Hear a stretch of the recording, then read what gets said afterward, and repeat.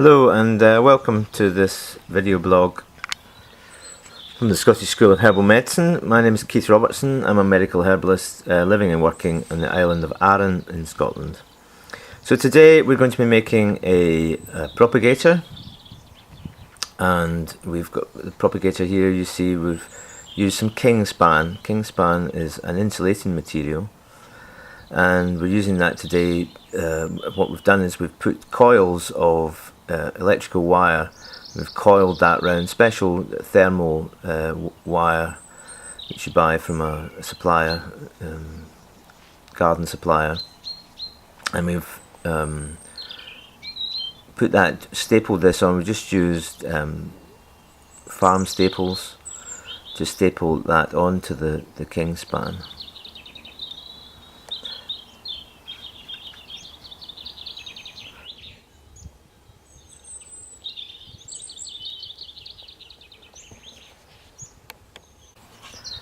So and then we're just going to put some wood on the sides to make a box. The cat smudge here is for scale, and just going to cover the sides of the kingspan with some timber. So we've also just put some polythene from the old polytunnel cover, and wrapped that round the bottom, and the timber's holding that on. So now we have a box surrounding the kingspan with the cables on it, and just raise the sides up just a little bit. Also part of this kit is a thermostat. We need to keep the soil thermostatically controlled, and that has a probe, and we'll show you in a little bit how that fits into the system. So we've taken the box inside now into the potting shed, and we've connected it up to the mains. And now we're just going to take some wet sand and fill that box, covering the wires with the wet sand. Then with a piece of wood, just screed that sand over till it's flat. And then that's ready for the compost to come in and start warming up in the seed trays. You could of course cover the whole box with polythene or a cover. I use individual propagating covers just for some flexibility. So then we have the probe from the thermostat. That needs to go into the compost. Either drill a hole in the seed tray and insert the probe into the compost, or I'm going to make a separate box and put that in, and we'll show you that later. So we use a system of soil blocks, and this is a soil block maker.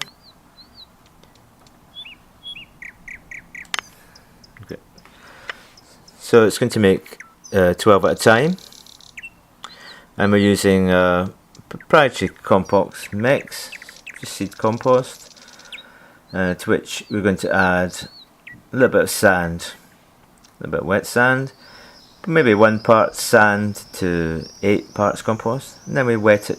So when you wet it, you squeeze it, you must get a few drops out at least, a few drops of water. And then if we take a spade,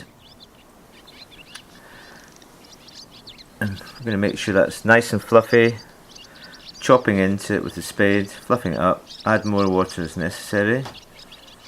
Using warm water here for next to the house, why not use a bit of warm water, helps the process. So you really chop that up, really get it nice and fine. And then we plunge the soil block maker into the mix,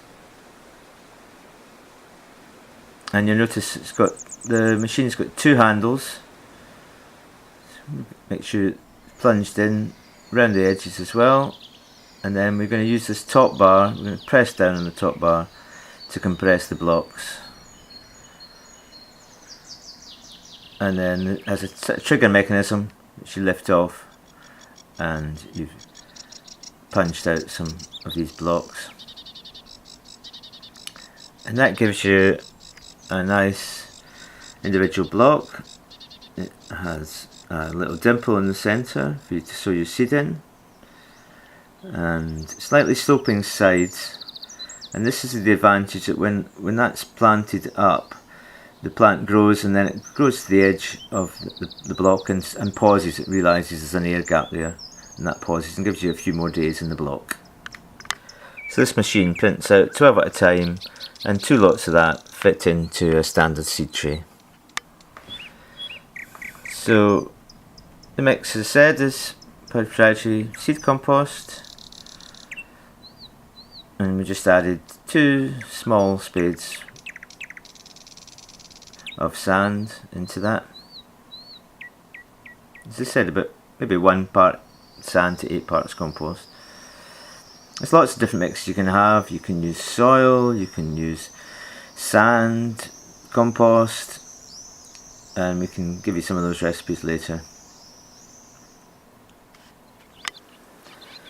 So again, having plunged the soil block maker into the compost, and press it down, lift the trigger up, and print your blocks out. And that gives you a nice tray full, all ready to sow with your seeds into the little dimples.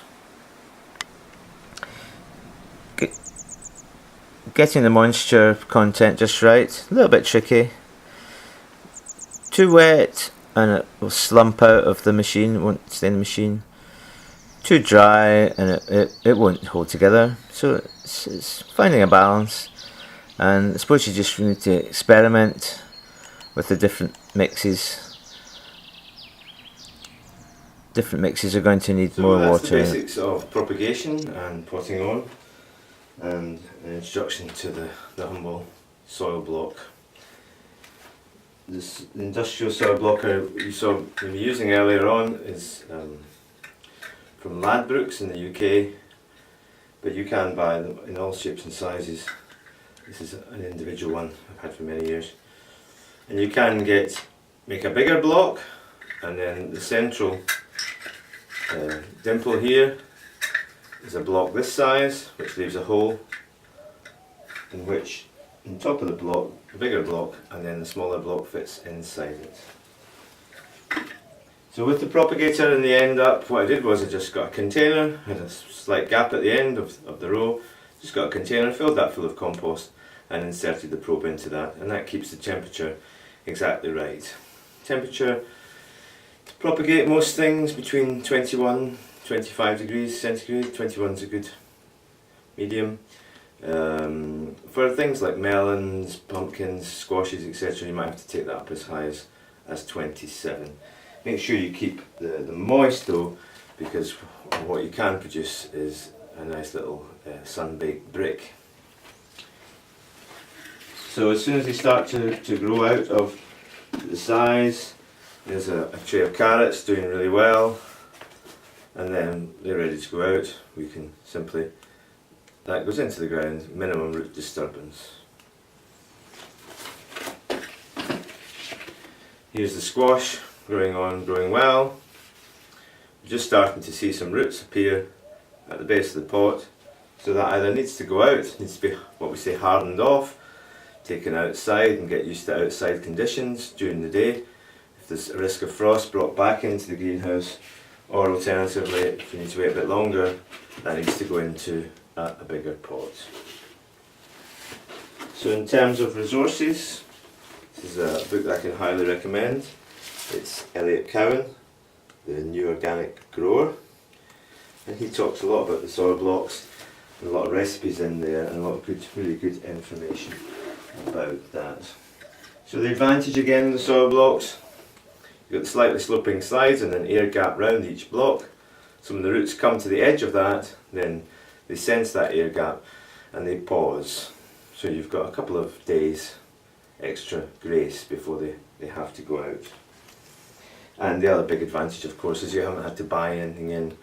You haven't had to buy a pot in to make this. You've made your own, effectively made your own invisible pot. So you've saved all that plastic or jiffy pots, etc.